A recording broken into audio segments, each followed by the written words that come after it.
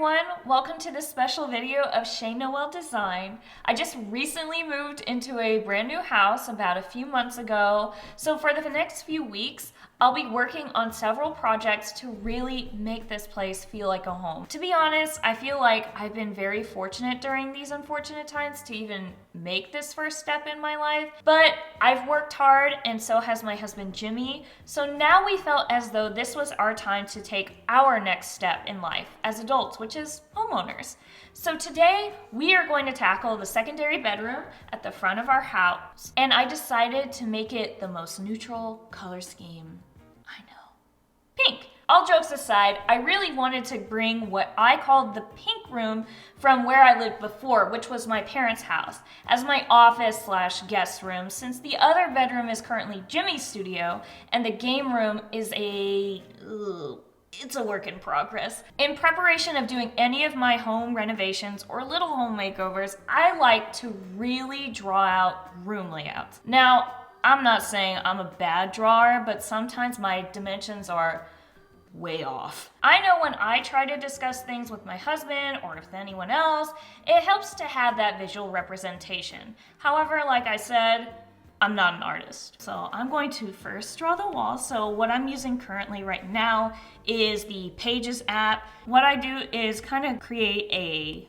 3D image. And like I said, I'm not a drawer. I never was, never had much art experience to begin with. The only art experience I've had is I drew a buffalo once, and then someone said, wow, that's a nice lion. As I'm drawing out these walls, I usually start with one area of my room first. This part of the room, like I said, dimensions way off. I know there's a window right here on the front room of the house, and it's going to have sheer curtains, and I know for a fact I want these to be pink. So I kind of listed out over here. My mother was right, my penmanship is awful. Then on the other side of the layout that I have here, I know I'm gonna have an end table. I kept my lovely, beautiful pink pillow fort gold metal table because kids furniture is so much cooler than adult furniture sometimes. And then I know I'm going to have the bed here. I bought a gold iron bed from Safavea.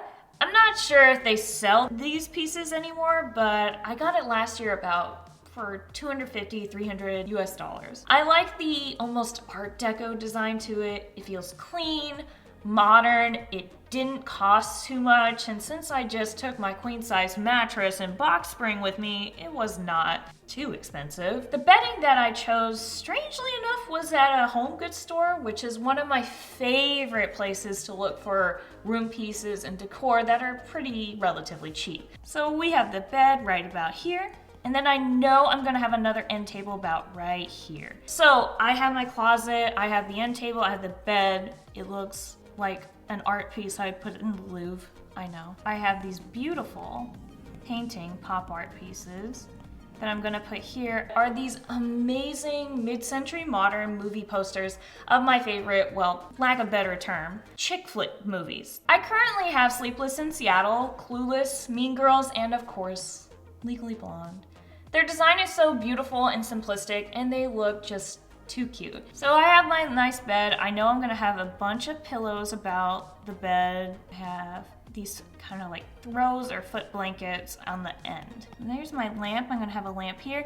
And also I have a Google Home that I'm going to install inside the bedroom. Then I'm gonna put a rug right underneath my bed, about right there.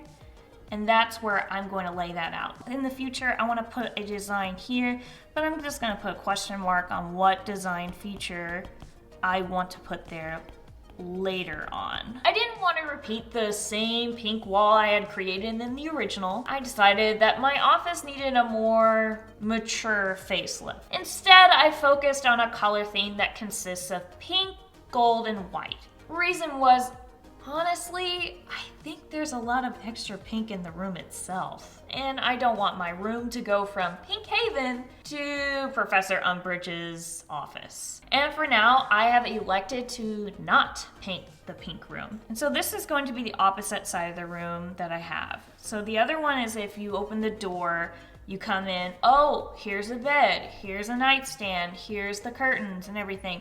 But on the opposite side of the wall, I want to create a desk area. This is kind of the study portion of my house. My desk will be right about here.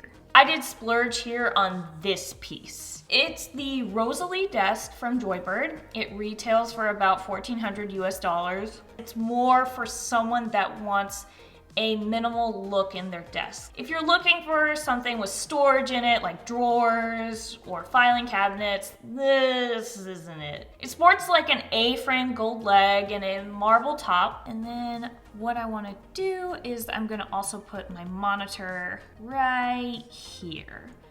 And then I also want to put some like knickknacks on the desk itself, like boxes and storage spaces. Also think about getting like a desk riser and things to hold my pens. And then on the opposite side of the wall, I'm gonna put a bookshelf. I'm not completely sold on any quite yet, but I know that I want something that fits the aesthetic, and I'm thinking about getting some big plants over here, some books, and then of course I have little cameras, and we're gonna put them scattered somewhere on that bookshelf. Once I finished placing in the bigger pieces, I try to fill in some of the accessories or decor in the drawing as well. This kind of gives me a good idea as to if the accessories I've placed are in a good spot or not. For example, I may want art pieces above my bed, so like right here.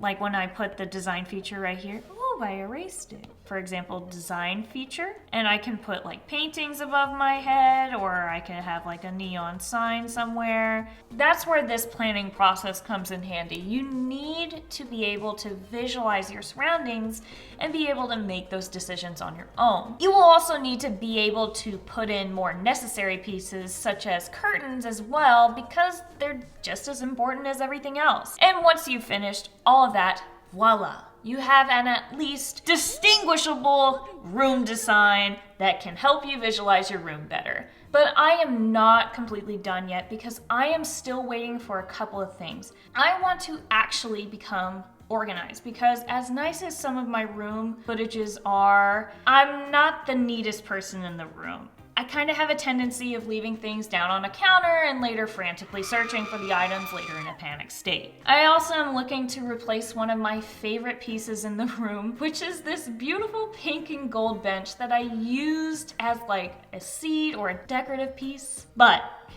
I kind of broke it. I really didn't expect it, and I was really sad about it, and I have to admit, I only cried once.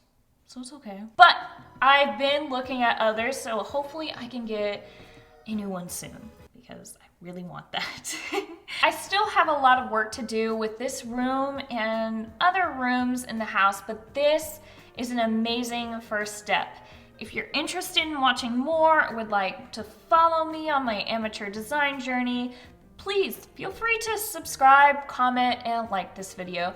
I'll see you designers on my next video. Bye for now.